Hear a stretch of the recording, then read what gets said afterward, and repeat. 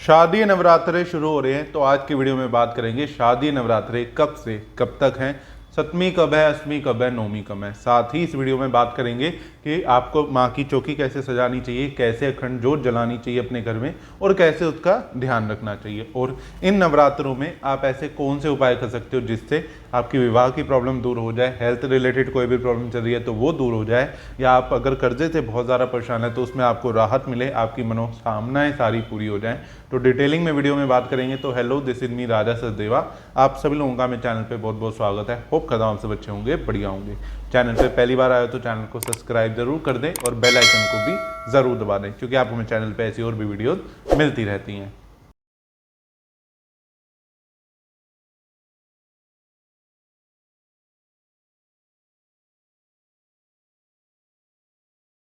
तो सबसे पहले तो जय माता दी बोलते हुए आप सब लोग भी कमेंट बॉक्स में जय माता दी जरूर कमेंट करें। इस वीडियो को शुरू करते हैं। आप सभी को और आपके परिवार को शादी नवरात्रि की बहुत बहुत शुभकामनाएं।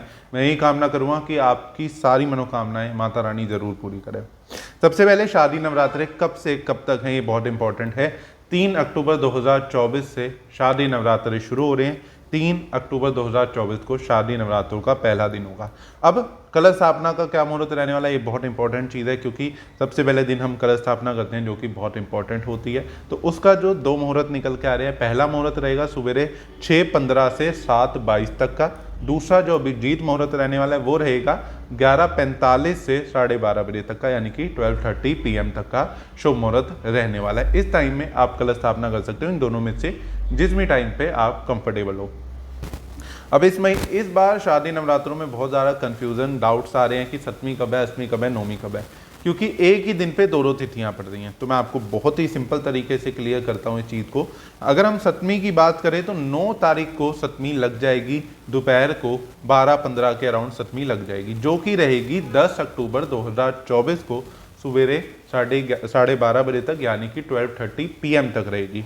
तो अगर आप सप्तमी जो है वो रहने वाली है 10 अक्टूबर को ही मानी जाएगी, लेकिन सिर्फ सवेरे 12:30 बजे तक। उदय तिथि को मानते हुए 10 तारीख को ही सप्तमी मानी जा रही है। अष्टमी कब पड़ेगी, ये बहुत इंपॉर्टेंट हो जाता है, क्योंकि कई लोग अष्टमी पूछते हैं, यानी कि कंजके बिठाते हैं अष्टमी वाले दिन। तो उनको मैं आप सबको ये क्लियर कर दूं कि अष्टमी की जो तिथि रहने वाली है वो 11 अक्टूबर को सवेरे 12 बजे तक ही रहने वाली है। तो अगर आप अष्टमी पूछते हो, यानी कि अष्टमी पे कंजके बिठाते हो, तो आप 12 बजे से पहले 11 तारीख को कर सकते हो। 12 बजे के बाद नौमी तिथि लग जाएगी, चीत का ध्यान रखें। अब नौमी तिथि कब है, चूंकि कई लोग नौमी पूछते हैं, नौमी पे कंजके कन्या पूजन करते हैं। तो नौमी तिथि जो रहेगी वो 12 तारीख को 11 बजे से पहले तक रहने वाली, 11 बजे तक रहेगी। तो 11 बजे से पहले आप कंजके बिठा सकते हैं, कन्या पूजन कर सकते हैं, नौमी पूज सकते हैं। 12 तारीख को ही शाम को दशहरा भी मनाया जाएगा। तो ये तो मैंने आपको तिथि क्लियर कर दी। अब अगर आप अपने घर में माता की चौकी सजाने की सोच रहे हैं तो उसमें बड़ा सिंपल सा प्रोसीजर है, कोई लंबा चौड़ा प्रोसीजर नहीं है। आप जहाँ पे भी माता की चौकी स्थापित करना चाहते हैं, अब उस जगह को अच्छे से साफ करें, वहाँ झाड़ू पोछा लगाएं, गंगा जल का छींटा मारें। उसके बाद जो भी चौकी आप माता की चौकी सजाने के लिए यूज़ करना चाहते हैं उस चौकी को स्थापित करें, उसके ऊपर माता रानी को स्थापित करें। माता रानी को नए वस्त्र पहनाएं, लाल कलर के वस्त्र पहनाएं। लाल कलर माता को बहुत पसंद है। जो चौकी है उसके ऊपर भी लाल कपड़ा आपको बिछाना चाहिए। साथ ही आपके मंदिर में और भी जो भगवान हैं उन सबको भी वहाँ पे स्थापित करें। खेतरी बीजें, कलश स्थापना करें जो शुभ मुहूर्त है उसके अंदर। लाल फूलों का, पीले फूलों का यूज़ करें। माता रानी को माला जरूर अर्पित करनी चाहिए आपको इस टाइम पे। अगर आपने माता की मूर्ति लाने की सोच रहे हो या फोटो लाने की सोच रहे हो, तो 2 बातों का बस ध्यान रखने की जरूरत होती है कि माता जिस शेर पे सवार है उसका मुंह बंद होना चाहिए, पहली चीज़। दूसरी चीज़, वो अग्रेसिव नहीं होना चाहिए बिल्कुल भी। अगर आप उसे देख रहे हो तो वो बिल्कुल शांत नजर आना चाहिए, चाहे आप मूर्ति ला रहे हो चाहे आप फोटो ला रहे हो। साथ ही माता की मूर्ति या फोटो के ऊपर चुन्नी जरूर होनी चाहिए, चाहे फोटो भी है तो उसके ऊपर चुन्नी के बिना माता को बिल्कुल भी नहीं रखा जाता। लाल कलर की चुन्नी माता को जरूर अर्पित करें। साथ ही कलश स्थापना करें, खेतरी बीजें। और अगर आप अखंड जोत जलाने की सोच रहे हो तो आप अखंड जोत जलाएं, बहुत अच्छा रहता है, बहुत ही शुभ रहता है। क्योंकि मैं ये भी कहता हूँ, जैसे मैंने आपको पहले भी कहा है जब भी नवरात्रे आते हैं, कि जिस भी घर में जादू टोना या ऐसा आपको लगता है कि आपके घर में नेगेटिविटी है, जादू टोना है, ब्लैक मैजिक का यूज़ किया हुआ है या आप पे तंत्र क्रिया करी हुई है, तो उनको ज़रूर अखंड जोत जलानी चाहिए। क्योंकि जैसा नरेंद्र चंचल जी ने एक भजन में भेंट में भी कहा है कि सारी दुनिया का तंत्र मंत्र ज्योतिष मेरी माँ के पाँव के अंगूठे के नाखून से निकलता है। तो जिस भी घर में माँ की जोत जलती है, सच्चे मन से एक बार माँ की जोत जला दीजिए, वहाँ पे कोई भी तंत्र मंत्र ज्योतिष काम नहीं करता। तो आपकी ज़िंदगी में कोई भी प्रॉब्लम है, कोई समस्या भी है, चाहे तंत्र मंत्र नहीं भी है, आपकी कोई मनोकामना नहीं पूरी हो पा रही, या आपकी कोई भी इच्छा है, कोई भी आप चाहते हैं कि आपकी सपोज शादी नहीं हो पा रही, तो उसके लिए आप नवरात्रों में सच्चे मन से एक बार जोत जला लो। माता के आशीर्वाद से आपकी मनोकामना पूरी हो जाती है। कर्ज मुक्ति की हो गई, चाहे शादी की हो गई, अपना घर बनाने की हो गई, अपनी गाड़ी लेने की हो गई, कोई भी हो गई। इस उम्मीद से उस अखंड जोत को आप माता के सामने स्थापित करें, इससे आपकी वो मनोकामना पूरी हो जाती है। अब जब अखंड जोत आप स्थापित कर रहे हो तो उसके अंदर बड़ी दिक्कतें आती है, बहुत से लोगों के डाउट्स आते हैं, बहुत से लोगों के ये भी मैसेजेस आते हैं बार बार कि हमने अखंड जोत जलाई लेकिन गलती से अनजाने में हमसे वो ठंडी हो गई। ठीक कर रहे थे, उसे घी डाल रहे थे, या उसकी जोत बहुत ज़्यादा नीचे हो गई थी तो उसे ठीक कर रहे थे, बत्ती को बेसिकली ठीक कर रहे थे। तो उसके लिए आपको कैसे ध्यान रखना चाहिए और कैसे ये प्रोसीजर करना चाहिए जब भी आप कुछ भी छेड़खानी कर रहे हैं जोत के अंदर, तो बड़ा सिंपल सा रूल रहता है। आपने एक अखंड जोत पहले नवरात्रों में जलाई, उसके बाद आपने, चूंकि अखंड ज्योति होती है, इस चीज़ का ध्यान रखें, अखंड जोत होती है, ज्योति नहीं, मतलब जो बत्ती होती है वो नहीं, या मोली की अगर आप जोत जला रहे हैं तो वो अखंड का नहीं होता, जोत अखंड होनी चाहिए। कैसे ध्यान रखना है, आपने अपने घर में एक अखंड जोत जला ली, अब उसके अंदर आपको एक दिन हो गया, आपको उसके अंदर कुछ चेंजेस करने पड़ते हैं, घी भी डालना पड़ता है, या उसकी अगर जोत नीची हो जाती है जल जल के तो उसे ऊपर भी करना होता है। तो बड़ा सिंपल सा प्रोसेस है कि आपने एक तो अखंड जोत जलाई, उसके साथ आपने एक छोटी सी जोत ले लेनी है और उस जोत में भी घी डाल के जो मोली कलावा आता है उसकी आपने जोत डाल के बना लेनी है, देसी घी डाल के। जब भी आपने उस जोत को, अखंड जोत को छेड़ना, उसके अंदर चाहे घी डालना हो, चाहे उसके अंदर कोई भी चेंजेस करने हो, तो आपने उस छोटी जो जोत आपने लिया है, उस जोत को उस अखंड जोत से आपने जलाना है, माचिस से नहीं जलाना, उस अखंड जोत से आपने जला के साथ में माता के मंदिर में रख देना है। तो जब आपने माता के मंदिर में रख दी, उसको छोटी सी जोत ले ली, उसे जला के रख दिया, फिर आप जो अखंड जोत है उसके अंदर चेंजेस कर सकते हैं, चाहे आप उसकी जोत बदलना चाहते हैं, चाहे आप उसके अंदर देसी घी डालना चाहते हैं, कुछ भी, उस टाइम पे उस जोत को छेड़ें। और इस चीज़ का ध्यान रखें कि वो अखंड, दूसरी जो जोत, छोटी जोत है, वो जलती रहनी चाहिए। तो आप उसको अपना जो भी आपने चेंजेस करने थे कर लिए, उसके बाद वो चीज़ कंटिन्यू रखें। कोशिश तब भी यही करें कि जो भी आप चेंजेस करें उसके अंदर जोत ना ठंडी हो। अब जब आपने अगर 1% आपसे भूल चूक में, अनजाने में वो जोत ठंडी हो जाती है, अखंड जोत, तो आपकी जोत जो है, अखंड जोत जो है, वो तो छोटी जोत में जली रही है, तो उसी जोत से आपने उस अखंड जोत को फिर से जला देना है। तो वह आपकी अखंड जोत बिल्कुल कंटिन्यू मानी जाती है, उसमें कोई भी विघ्न नहीं माना जाता। अब 1% आपसे जाने अनजाने में, भूल चूक में अखंड जोत ठंडी हो जाती है, तो कोई भी वहम ना पालें, कोई भी ऐसे डर ना अपने मन में लाएं कि कुछ मतलब अशुभ होगा या ऐसा कुछ, ऐसे भ्रम में ना रहे। माता रानी हमारी माता है, वो समझती है हमसे भूल चूक हुई है, अनजाने में हमसे हुआ है, हमने कोई जानबूझ के तो किया नहीं, तो इसमें ऐसा कोई वहम पालने की ज़रूरत नहीं है। जो माता की मर्जी होगी वही होगा। तो आप उसको दोबारा सच्चे मन से, अगर आपसे 1% जोत ठंडी हो गई है तो दोबारा उसे सच्चे मन से फिर उसी उम्मीद से ज़रूर जला लें। इससे आपकी वो चीज़ कुछ ऐसी प्रॉब्लम नहीं होगी, स्टेबल ही मानी जाएगी। साथ में अब जो आपने छोटी जोत लिया उसे मंदिर में जब तक जलने दें जब तक वो बिल्कुल ठंडी नहीं हो जाती, उससे भी छेड़खानी ना करें। अब ये तो था ध्यान रखने का तरीका, कैसे आप अखंड जोत अगर अपने घर में स्थापित कर रहे हो तो आपको ध्यान रखना चाहिए। साथ ही अखंड जोत अपने घर में जला रहे हो या आप माता की 9 दिन पूजा कर रहे हो, खेतरी विध रहे हो, तो डेली दुर्गा सप्तशती का पाठ करना बहुत ही शुभ होता है और दुर्गा चालीसा का पाठ करना भी शुभ माना जाता है, तो आपको वो डेली करना चाहिए। इससे भी आपको माता का आशीर्वाद जरूर प्राप्त होता है। अब बात कर लेते हैं कुछ उपायों के बारे में, कुछ रेमेडीज के बारे में, कि अगर आपकी, उससे पहले मैं एक चीज़ आपको बताना भूल गया, रेमेडीज से पहले एक बहुत इंपॉर्टेंट चीज़ आ जाती है कि इन दिनों में आपको किन बातों का ध्यान रखना चाहिए, क्या क्या चीज़ें बिल्कुल भी नहीं करनी चाहिए। प्याज लहसुन का सेवन नहीं करना चाहिए, सबको पता है ये चीज़ नॉर्मल सी चीज़ है, तो हमेशा ध्यान रखें। मांस मदिरा का सेवन जो कि कभी भी नहीं करना चाहिए, नॉनवेज शराब कभी भी नहीं पीनी चाहिए, तो बहुत ज़्यादा ध्यान रखें। एक चीज़ आज कुछ बच्चों की या कुछ फैमिलीज़ में सुनने में आती है, पता लगती है कि कुछ लोग ऐसा मानते हैं, ऐसा समझते हैं कि हम बाहर जाके कुछ प्याज लहसुन खा के आ जाते हैं, तो वो नहीं माना जाता, घर में नहीं बना रहे, तो ये बेवकूफ़ी ना करें, ये बेवकूफ़ी है। ऐसा कुछ नहीं होता कि आप बाहर भी नवरात्रे हैं, पूरी दुनिया के लिए नवरात्रे हैं, तो ऐसी गलती ना करें कि बाहर से आप कुछ प्याज लहसुन खा के आ गए, तो ये बेवकूफ़ी ना करें। बिल्कुल प्याज लहसुन टोटली अवॉइड करना इन दिनों में, मांस मदिरा का सेवन नहीं करना, नेल्स कट नहीं करने चाहिए, बाल नहीं कटवाने चाहिए। स्पेशली जो लोग अपने घर में अखंड जोत स्थापित कर रहे हैं, अखंड जोत जला रहे हैं, जो उसकी पूरी देखभाल कर रहे हैं, उन्हें तो ये बिल्कुल भी नहीं करना चाहिए। काले कलर के कपड़े अवॉइड करने चाहिए टोटली आपको इन दिनों में।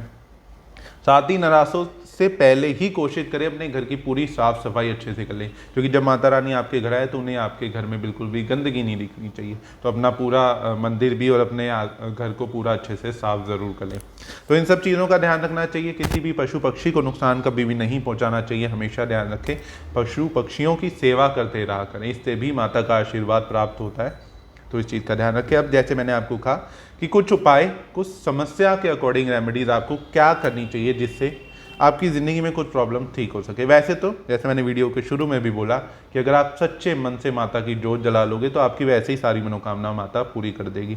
माता कोई चीज़ों की वो नहीं है कि इस चीज़ से ही खुश होंगी ऐसे, बट एक तरीका है, हम माता को समझाना चाहते हैं कि हमें क्या चाहिए, हमारी ज़िंदगी में क्या कमी लग रही है हमें, हम उनसे उम्मीद करके कुछ चढ़ाते हैं। जैसे कि अगर आपकी शादी में बहुत ज़्यादा प्रॉब्लम आ रही है, आपकी शादी बिल्कुल भी नहीं हो पा रही, उसके अंदर अड़चने आ रही है, तो माता रानी को 9 के 9 दिन आप श्रृंगार 16 श्रृंगार ज़रूर अर्पित करें, लाल चुन्नी ज़रूर अर्पित करें और लाल गुलाब का फूल ज़रूर अर्पित करना चाहिए। 9 के 9 दिन करें। कभी तो माता सुनेगी, आप रोज़ चढ़ाएं, कभी ना कभी माता ज़रूर सुनेगी और आपकी इच्छा ज़रूर पूरी होगी।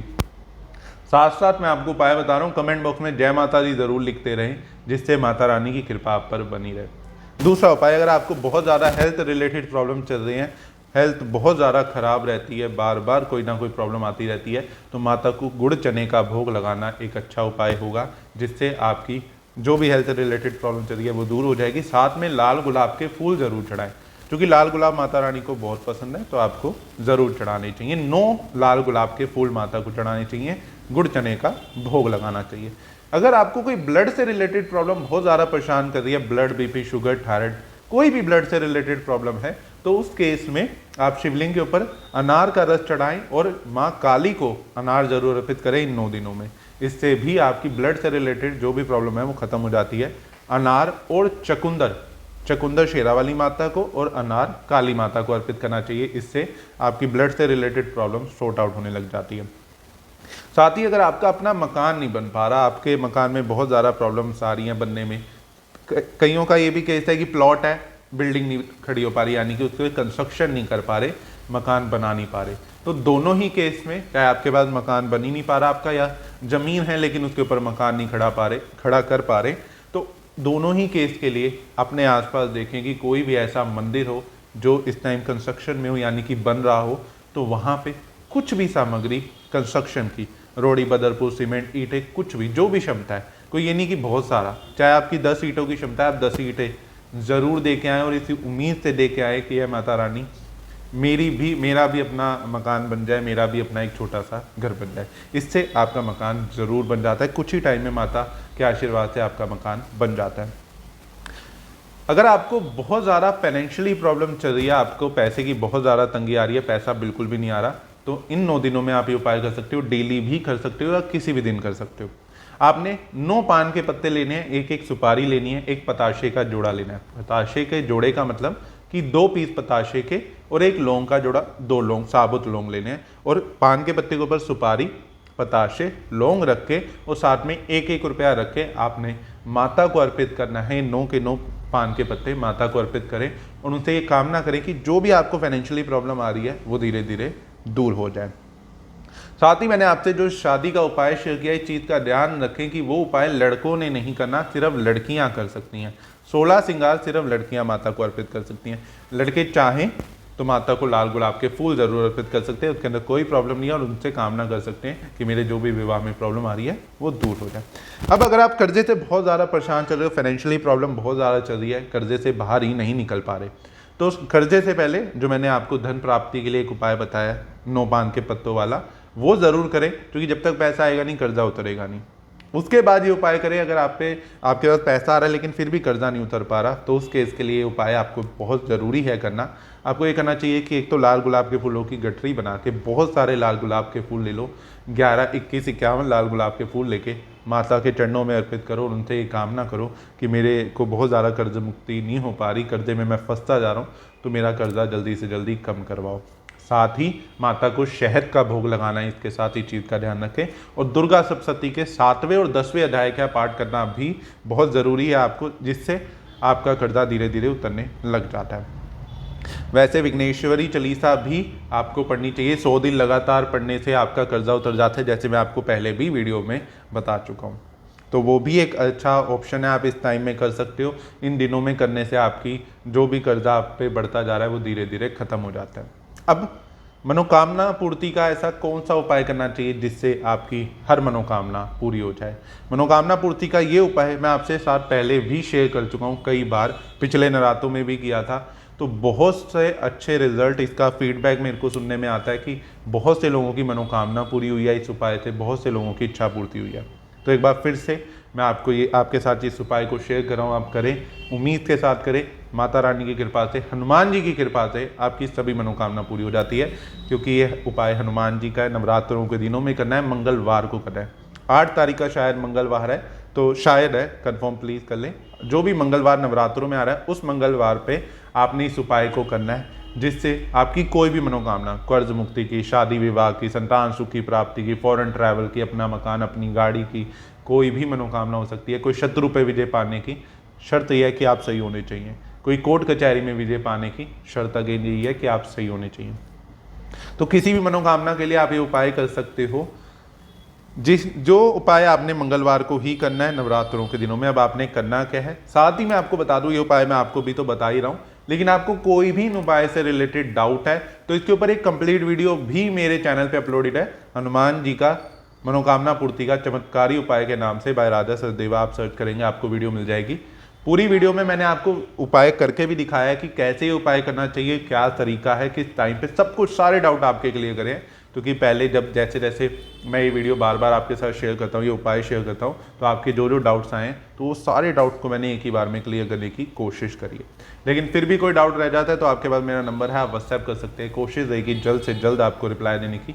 कमेंट कर दें तो ज़्यादा अच्छा रहेगा, कमेंट पे जल्दी से जल्दी आपको रिप्लाई और ज़्यादा मिल पाता है, क्योंकि मैसेजेस कई बार बहुत सारे आए होते हैं तो पता नहीं लग पाता।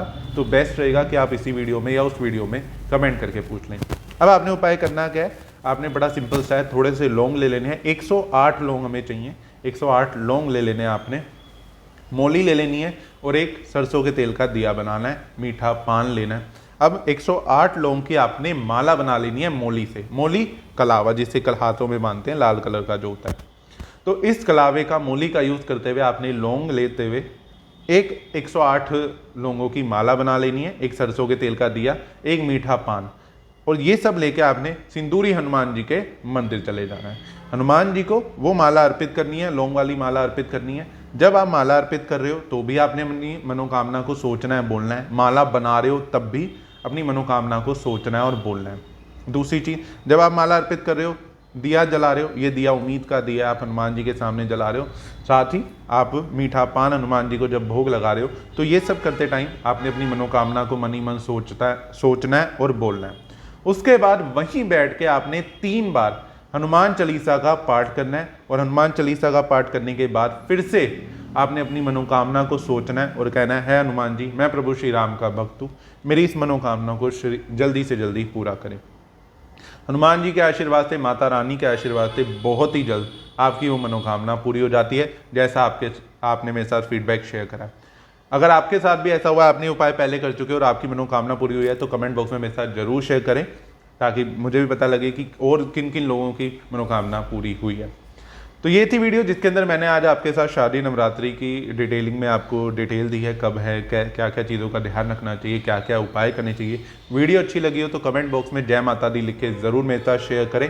साथ ही इस वीडियो को सभी के साथ जरूर शेयर करें, ताकि इस नवरात्रों में सबकी मनोकामना पूरी हो पाए। तो फिर मिलेंगे अगली वीडियो में, जब तक चैनल से कनेक्टेड रहिए। अगर चैनल को अभी तक सब्सक्राइब नहीं किया तो ज़रूर कर दें। फिर मिलेंगे अगली वीडियो में, जब तक से कनेक्टेड। जय माता दी, हर हर महादेव।